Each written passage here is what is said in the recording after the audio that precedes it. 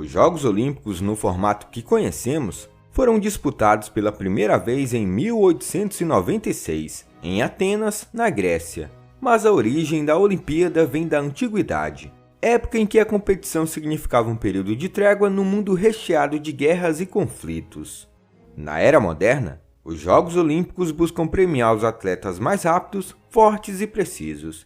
E na Grécia Antiga, será que tinha esse objetivo? Como eram as Olimpíadas na Grécia Antiga é o tema do vídeo de hoje.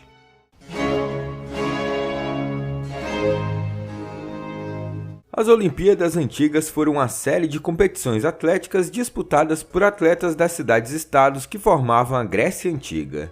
De acordo com os registros analisados por historiadores, os Jogos Olímpicos surgiram no ano de 776 a.C., na cidade de Olímpia, que fica na região sudoeste da Grécia.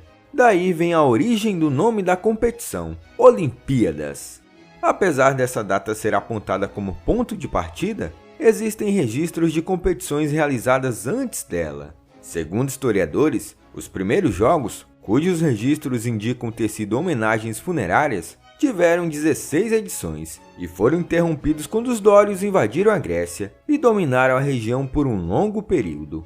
Assim como acontece nos dias de hoje, os jogos eram disputados de 4 em 4 anos. A competição sempre foi marcada pela celebração de uma trégua entre as cidades-estados gregas, que naquela época viviam em conflito. Mas diferente dos tempos atuais, apenas o campeão era premiado. Só podiam participar dos Jogos Olímpicos cidadãos nascidos em alguma das cidades-estado. Eram proibidos de competir os estrangeiros, os escravos e as mulheres.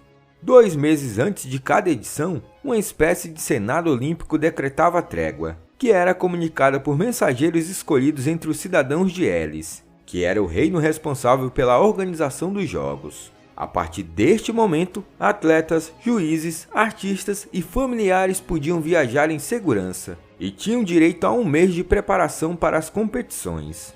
Diferentemente dos Jogos Olímpicos da Era Moderna, os da Antiguidade aconteciam sempre na mesma cidade, Olímpia, que era considerada também uma cidade sagrada.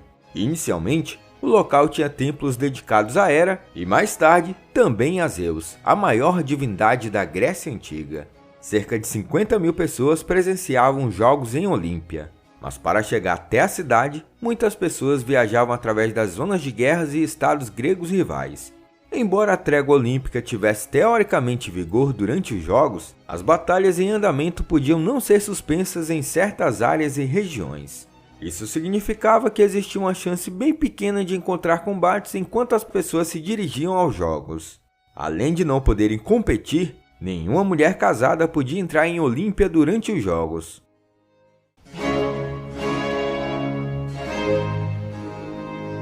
O primeiro dia da competição era em grande parte uma ocasião cerimonial. Era o momento em que os atletas apareciam pela primeira vez, principalmente para fazer os juramentos que exigiam respeito às regras. Tradição que em certa parte se mantém até os dias atuais. E não eram apenas os atletas que juravam lealdade ao jogo limpo. Os juízes também tinham que se comprometer a manter o evento livre de trapaças. E caso algum atleta buscasse trapacear, os juízes podiam puni-lo de várias formas, até com chicotadas.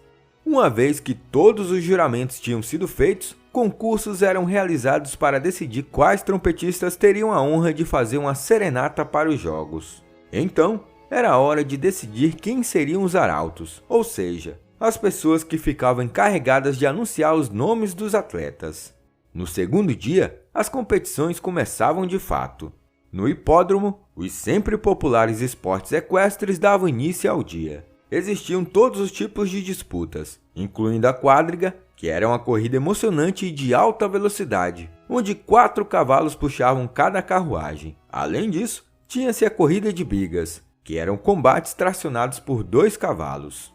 À tarde, o famoso pentátulo acontecia no estádio. Essa modalidade era a medida definitiva da forma física, do físico e da habilidade esportiva de um atleta. Ao longo de algumas horas, os competidores enfrentavam 5 eventos diferentes: disco, salto em distância, dardo, corrida e luta livre. E quem fosse coroado campeão iria manter o título pelos próximos 4 anos.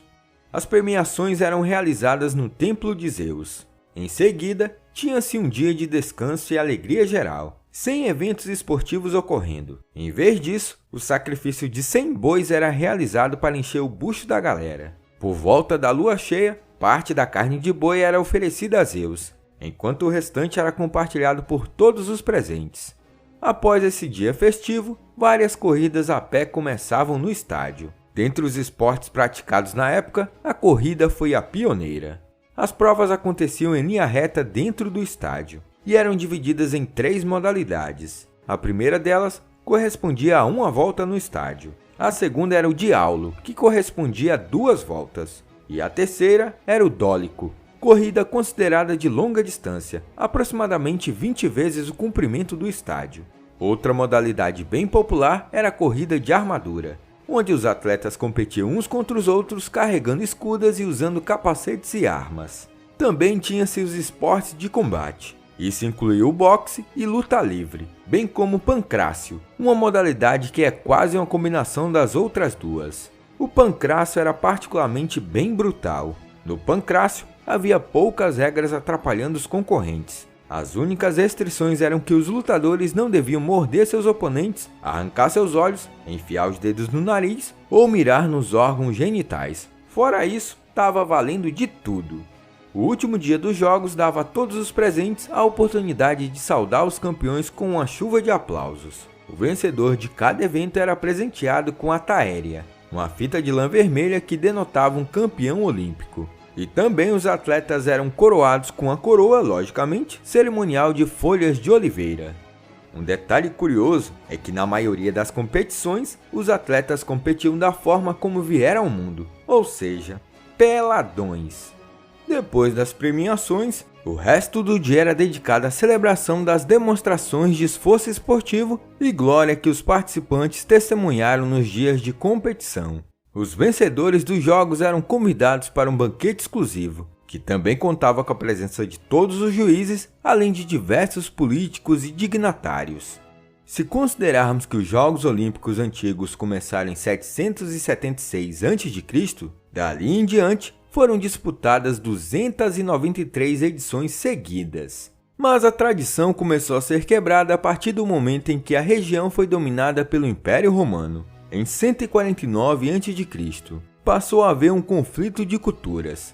Para os gregos, competir era lutar pela glória pessoal, enquanto para os romanos era um espetáculo para o público.